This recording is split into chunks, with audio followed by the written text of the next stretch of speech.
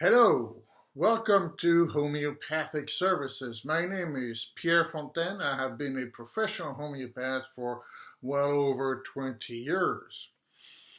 This video is the first of a three-part mini-series on healing autism and PANDAS.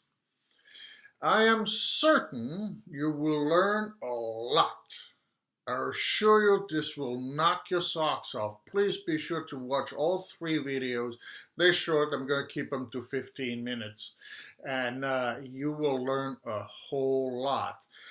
In part one, who we really are and the departure will be humbling, traveling back to the beginning of the universe, demonstrate how we are literally all one.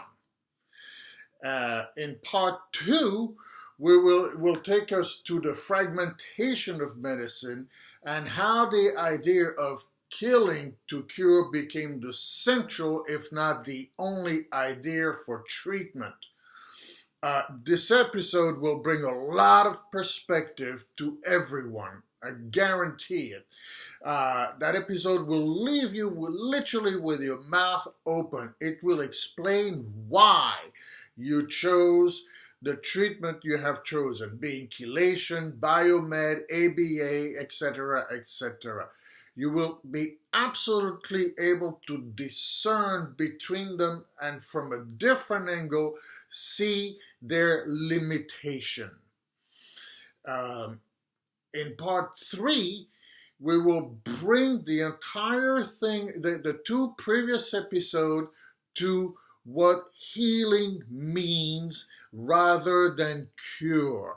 It will tie what we learned in the previous episodes, bringing healing to a rational conclusion, systematic basis, and how resonance, a principle we actually use every single day of our lives, except somehow in medicine, is the healing medium that can take us away from diminishing health to actually greater health, and how we can really deal with autism on a systematic basis, okay? So this is a rather succinct, but the perspective of the whole will really be awesome, I think. I don't think you'll ever see medicine the same way ever again. So the first question is, what did we departure from? In the beginning, there was light. It is from that light that we emanate. Okay? As such, we are part of an all-encompassing field of energy. In essence, we are moving waves of energy, and as such, we are in constant motion.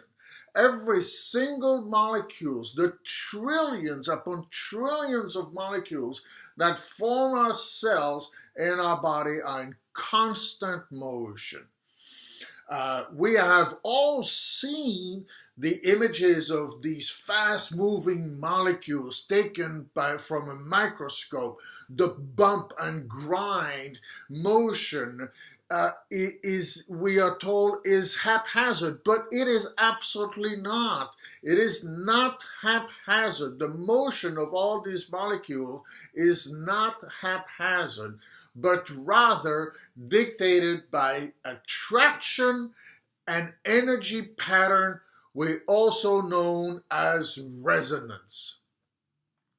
Okay, so this law of attraction or resonance dictates our thoughts as well.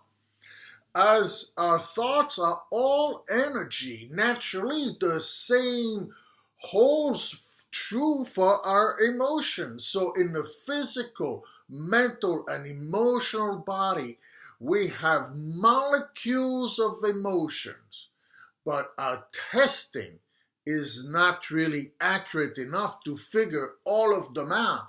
Nonetheless, they are there and they are specific to us. Okay? So our bodies, our thought, and our emotion combine into one vibration.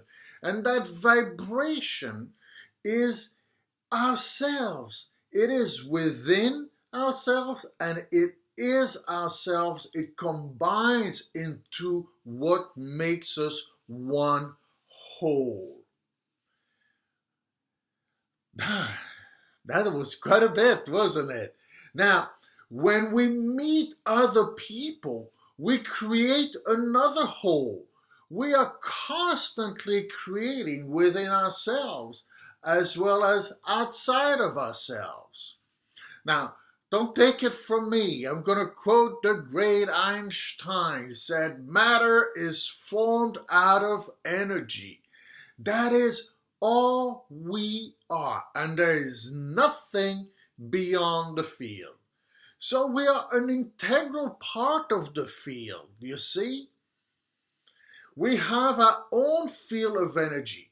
When we meet someone, we retain that field, but another field is created, temporarily or for longer terms. For example, if this vortex we create when we have a conversation, which is a particular type of vortex, if the conversation you just had continues with other people, then another field is created. Now, when I say created, it is undifferentiated. It is neither, or it has no prejudice. It is neither positive or negative. It is just created. So within this context of us being a field of energy, okay, creating either negative or positive, it is only logical that health and disease have their own field within ourselves. Whether disease creates itself or whether we create it, as some people say, that matters is largely irrelevant. Whether it's within or without, it is irrelevant. Okay? There's no need to discriminate. In fact, if one does, then it tells something about the person. But what is created is an entity, is a field of energy. It is a disease or it is health. Okay? Now, some people might say, what about DNA? Well, DNA holds very little bar over disease. For example, 50% of women with the breast cancer DNA makeup actually don't develop cancer. DNA is also an energy. It is also a light, if you will. It is full of light. We are full of light. We will see this in episode 3. So we are all fields of energy. We are all connected to the great universal reservoir of energy, all knowing. We have been taught, of course, a condition that this all-knowing reservoir is almost beyond ourselves. It is so awesome that it is beyond ourselves. And that's how the idea of religions came about, of course. And the great ideas of having to sacrifice oneself in order to reach divinity or sainthood or whatever it is that you have in your own religion. But it is really just a dynamic field, okay? And we are this field. It flows through the diversity of the universe, all the galaxies, and every detail of every single galaxies, our own included, of course, has diversity. This great source, this great field diversifies. It diversifies on Earth, within the Milky Way, within our own galaxy, and down to the Earth and the planet, the other planets, the inner planets, the Earth, and all the differentiation we see on Earth, all the plants, the animals, the bacteria, um, the minerals, the fungal matter, the viral matter, each one of these acquires its own signature, much like we have our own signature. We have our own signature. We know this from DNA as being always one. Much like the awesomeness of the source is mistakenly perceived as not available to the common man, we have been taught that disease somehow is all these things that is beyond our grasp. The field is all-knowing means we have our own disease, and we must know if it is our own. We actually know it, but we are somehow disconnected from it. So, most appropriately, we actually know everything there is to know about our disease. It is our own, and some sophisticated machine will never fix it. Let me say there is no such a thing that as a machine that will heal any of us. Okay? There's a much different way we will see in part 3. So the nature of nature, when we looked at all the millions of different galaxies, all the way down to our own and down to our own Earth, and all the diversity within the Earth, the nature, I think we can say, is the nature of nature is diversity. Our problem is that we really have a difficult time to see a connection between ourselves and the source from which we emanate. We appear different because it is a different vibration. Each one of us has a different one. But we can track ourselves back to our most fundamental self too. Because we are all from the one, from the light. Even though its nature is diversity, we are from it.